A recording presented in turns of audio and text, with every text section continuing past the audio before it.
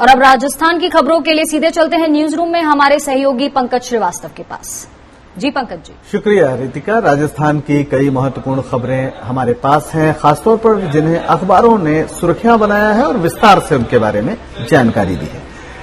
पहली खबर है, राजस्थान में 62 दिन बाद घरेलू उड़ानें शुरू हो गई हैं और जो यात्री हैं उनका कहना है कि थोड़ा डर है लेकिन बहुत अच्छा लग रहा है।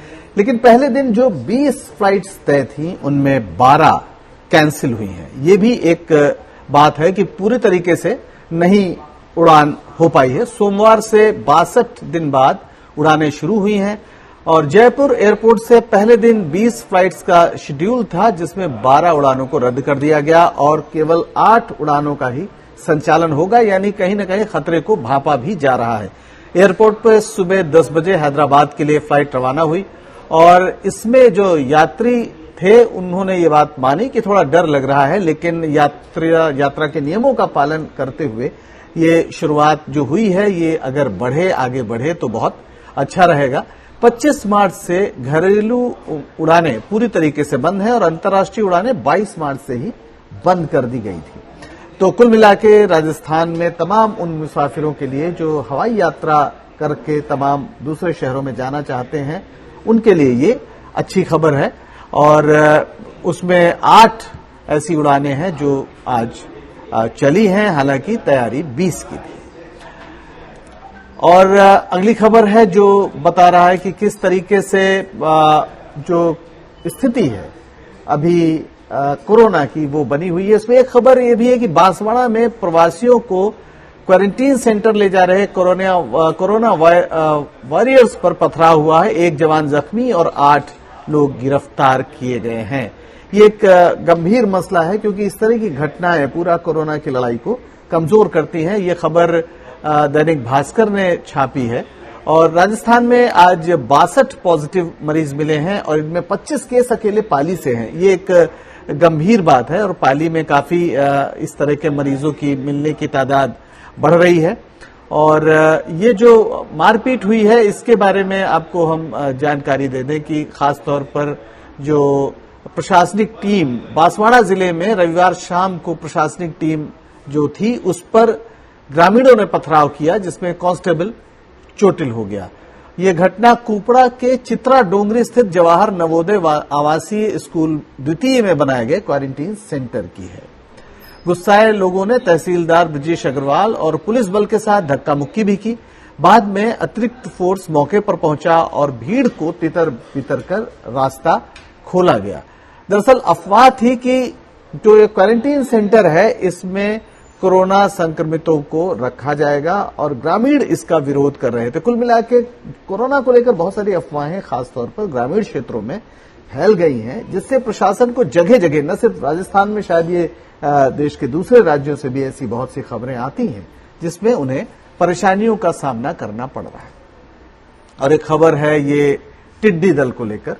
टिड्डी दल का हमला हुआ है, जयपुर शहर पहुंचा है और उसके आसपास के इलाकों में टिड्डियों ने भारी तबाही मचाई हुई है।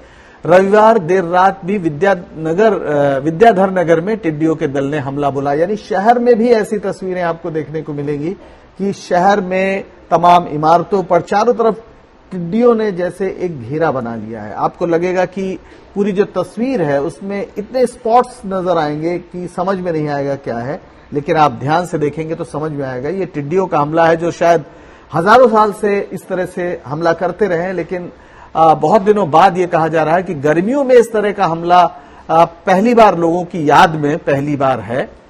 और वो ये भी कह रहे हैं कि इसकी वजह शायद ये है कि पाकिस्तान ने अपनी जिम्मेदारी नहीं निभाई। हमारे देश में पाकिस्तान पर चीजों को डालने का एक रिवाज है, लेकिन अब टिड्डियों की भी जिम्मेदारी पाकिस्तान पर है। बहुत लोग तो पाकिस्तानी टिड्डी भी कह देते हैं, गोया टिड्डियों को भी कोई पासपोर्ट मिल गया है। बहरहाल टिड्डी जो है वो वहां से आते हैं, यानी उस तरफ से आते हैं, अफ्रीका से चलते हुए धीरे धीरे बढ़ते हैं पूरब की तरफ और पाकिस्तान से होते हुए, क्योंकि उन्हें पता नहीं है कि यहां पर सरहद है, उसके बाद जाना ठीक नहीं है, लेकिन वो चले आते हैं। तो इस तरह से जयपुर शहर और आसपास के गांव के इलाकों में भी बताया गया है। जो कृषि आयुक्त हैं डॉक्टर ओम प्रकाश, उन्होंने बताया कि अब तक प्रदेश में करीब 37,000 हेक्टेयर से ज्यादा जो क्षेत्रफल है जिसमें फसल होती है उस पर टिड्डियों का प्रभाव हो चुका है, यानी ये फसलें अब पूरी तरीके से उपज इसमें नष्ट हो जाएगी। सरकार ने 8 जिलों में प्रभावित 77,000 किसानों का सर्वे कराया है और इन्हें करीब 150 करोड़ रुपए बांटे गए हैं बतौर मुआवजे। और पाली में और सीकर में कोरोना विस्फोटक रूप अख्तियार कर रहा है, ये खबर है राजस्थान पत्रिका में। 7100 पर पहुंचा संक्रमितों का आंकड़ा। प्रदेश में कोरोना के 72 नए मामले सामने आए हैं और इस तरह से प्रदेश में कुल संख्या 7100 हो गई है। और सबसे ज्यादा केस जो है वो बताए जा रहे हैं कि ये पाली में 25 और सीकर में 22 सबसे ज्यादा कोरोना पॉजिटिव मिले हैं। इसके अलावा धौलपुर में 1, कोटा में 7, जयपुर में 11, अलवर में 5, सवाई माधोपुर में 1 मामला सामने आया है, यानी जो ये 72 मामले हैं इसका जिक्र कर रहे हैं। रविवार को प्रदेश में कोरोना के 286 पॉजिटिव मामले सामने आए थे और प्रदेश में 3 व्यक्तियों की कोरोना से मौत हो गई, लेकिन अब यह आंकड़ा एक दिन में 72 हो गया है, जो एक खतरनाक संकेत है। इसके अलावा रोडवेज की खबर है, बस की खबर है। निजी बस मालिकों को लॉकडाउन से 60 दिनों में 1.25 करोड़ से ज्यादा की चपत लगी है, यानी जब से बसें खड़ी हुई हैं। वैसे पहिए के आविष्कार के बाद पहिया इतने समय तक थमा रहा हो ये पहली बार हुआ है, तो इससे हर वो चीज जिसमें पहिया लगा है वो प्रभावित हुई है। बसें सबसे ज्यादा, जो यात्री वाहन के रूप में बहुत ही लोकप्रिय एक साधन है आम लोगों के लिए खास तौर पर, तो बसें रुक गई तो निजी बसें, उनमें बहुत बड़ा एक कारोबार होता है। तो 60 दिनों में 1.25 करोड़ से ज्यादा चपत ये लगी है।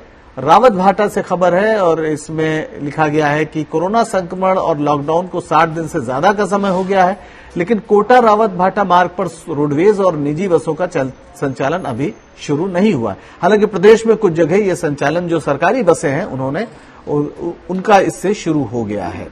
और रोडवेज के अधिकारियों का कहना है कि प्रतिदिन बस से प्रतिदिन 10,000 रुपए के राजस्व की प्राप्ति होती थी, यानी 16 बसों से प्रतिदिन 1,60,000 रुपए राजस्व की प्राप्ति होती थी, जो बसें पिछले दिनों चली हैं। तो फिलहाल काफी नुकसान हुआ है इससे और निजी बस संचालकों को सबसे ज्यादा नुकसान हुआ है। और एक अच्छी खबर है कि बहुत से ऐसे नौजवान हैं, ये जयपुर से मनीषा गोधा की खबर है। उन्होंने लिखा है कि शहर से जो गांव पहुंचे लोग हैं, जो पलायन करके गांव पहुंचे हैं, उन्होंने एक बेहतरीन काम किया है। जयपुर के नजदीक जमवारामगढ़ ये वन्य क्षेत्र है, यहां पर उन्होंने वन्य जीवों के लिए पहाड़ी पर तलाई तैयार की, यानी छोटी तलैया तैयार की है, ताकि जो बारिश का पानी हो वो उसमें इकट्ठा हो जाए और जो जानवर हैं उन्हें प्यासा भटकना ना पड़े। और यहीं पर जयपुर की प्रसिद्ध रामगढ़ झील भी है, जो अब पूरी तरह सूख चुकी है। जाहिर है नौजवान जो जानवर हैं वो जगह जगह तरसते हैं और भटकते हैं पानी के लिए, और उनके लिए इस तरह से पहाड़ियों पर तलैया तैयार करने का काम उन लोगों ने किया है जो अपने गांव पहुंचे हैं इस संकट के समय। यानी बहुत ही परेशान लोगों ने एक जानवरों की परेशानी समझी और उनकी प्यास बुझाने के लिए इंतजाम किया, तो ऐसे नौजवानों को तो सलाम बनता ही है। तो ये थी आज की महत्वपूर्ण खबरें राजस्थान से। Over to you Ritika. शुक्रिया पंकज जी तमाम खबरों और उनके विश्लेषण के लिए। चलिए अब आपको राजस्थान का कोरोना अपडेट भी दे दें। राजस्थान में कोरोना संक्रमण के मामले लगातार बढ़ रहे हैं और बीते 24 घंटों में राजस्थान में 72 नए मामले सामने आए हैं। राज्य के स्वास्थ्य विभाग के मुताबिक पूरे प्रदेश में 7,100 लोग कोरोना से संक्रमित हो चुके हैं, जिसमें से जयपुर में 1,826 लोग संक्रमित हैं। जयपुर में आपको बता दें 58 लोगों की मौत हो चुकी है। वहीं जयपुर के बाद जोधपुर सबसे ज्यादा संक्रमित जिला है। जोधपुर में 1,224 लोग संक्रमित हो चुके हैं। जोधपुर में 17 लोग अपनी जान कोरोना के चलते गंवा चुके हैं। वहीं उदयपुर में भी कोरोना के मामले बढ़ रहे हैं। उदयपुर में 480 लोग संक्रमित हैं। कोटा में 346 लोग, वहीं नागपुर में 343 और पाली में 312 लोग कोरोना से संक्रमित हो चुके हैं। सीकर की बात करें तो वहां 104, सिरोही में 103 और टोंक में 159 लोग कोरोना से संक्रमित हो चुके हैं। जुड़ते हैं हमारे संवाददाता रामस्वरूप से। रामस्वरूप, राजस्थान में कोरोना संक्रमण लगातार बढ़ता जा रहा है और अभी पिछले 24 घंटों में 72 नए मामले सामने आए हैं।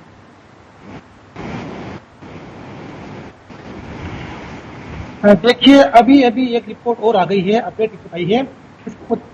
दोपहर 2 बजे तक 145 नए केस सामने आ चुके हैं, यानी कि थोड़ी देर पहले तक की रिपोर्ट थी सुबह की, वो बेहतर केस है। अभी जो रिपोर्ट आई है उसके मुताबिक आज दोपहर तक 2 बजे तक की जो रिपोर्ट आई है अभी 1 मिनट पहले, तो उसके मुताबिक 145 केस नए आज पाए गए हैं। और उसमें सबसे ज्यादा पाली में 50 केस हो गए हैं, यानी कि सुबह 25 थे लेकिन अब 50 केस हो चुके हैं। तो कह सकते हैं कि अब कोरोना पॉजिटिव मरीजों की संख्या जो बढ़कर के जो 7,130 सुबह तक, वो अब बढ़कर के 7,173 हो गई है। और सैंपलिंग की बात करें तो प्रदेश में सैंपलिंग का दायरा जो है बहुत तेजी से बढ़ा है। और कह सकते हैं कि अभी तक की जो सैंपलिंग हुई है उसमें 3,18,000 से ज्यादा लोगों की सैंपलिंग हो चुकी है। और आज दोपहर तक जो है किसी नई जो मौत का समाचार नहीं है, यानी कि कल तक जो 163 लोगों की मौत हुई थी वही मौत है, उसके बाद का आंकड़ा भी नहीं बढ़ा है। लेकिन जो रिपोर्ट में सबसे ज्यादा आंकड़े इन दिनों बढ़ रहे हैं वो ग्रामीण इलाकों के अंदर बढ़ रहे हैं, यानी कि पहले कोरोना शहरों तक सीमित था, अब जो रिपोर्ट आ रही है तो शहरों के बजाय गांवों में जो संक्रमण का दायरा है वो ज्यादा देखने को मिल रहा है प्रवासी मजदूरों की वजह से। अभी तक की बात करें तो जो अभी 1 मिनट पहले रिपोर्ट आई है उसके मुताबिक 1745 जो केस हैं वो कोरोना पॉजिटिव श्रमिक जो है जी रामस्वरूप, तो हमारे संवाददाता, शुक्रिया रामस्वरूप तमाम जानकारी के लिए। तो अभी कुछ आंकड़े जारी किए गए राज्य की तरफ से, तो बताया जा रहा है कि 145 नए केसेस रिपोर्ट किए गए हैं। बढ़ते आगे, राजस्थान में टिड्डी का कहर बढ़ता जा रहा है। 1 दर्जन से ज्यादा जिलों में कहर बरपाने के बाद टिड्डी दल रविवार यानी कल देर रात को जयपुर शहर तक पहुंच गया। सीकर की तरफ से जैसे ही टिड्डी दल ने जयपुर शहर में प्रवेश किया, लोगों में हड़कंप मच गया। हर कोई घरों की छत पर खड़े होकर टिड्डी को भगाने के लिए थालियां और बर्तन बजाने लगे। कई लोग इस दौरान मोबाइल पर वीडियो भी बनाते रहे और इन टिड्डियों ने प्रदेश के 15 से ज्यादा जिलों में कहर बरपा दिया है। किसानों की फसलों को बर्बाद करने के साथ साथ ही वनस्पतियों को भी भारी नुकसान पहुंचाया है।